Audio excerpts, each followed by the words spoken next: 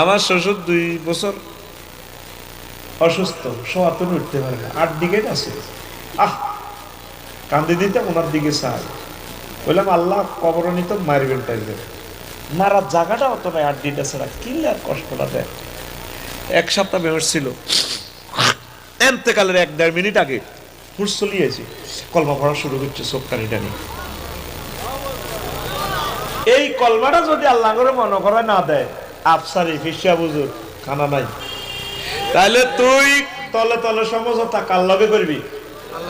আকুল কার লগে? আল্লাহ আপনি আমাকে মনে করাই দিয়ে, আমার ইমানটা মনে করাই দিয়ে, নয়তো আমি শেষ। এই ওয়াজটা তো করে করতাম আইসি আজকে। আমিন কর। এ পর্যন্ত তোরা আল্লাহর একটা ফোন দিস, ফোনটা অ্যাক্সিডেন্ট হোক, যে অ্যাক্সিডেন্টে তো মানুষ বেদিস হয়ে যায়, ডাকাতে ধরলো তো ইমান মনে হয় না।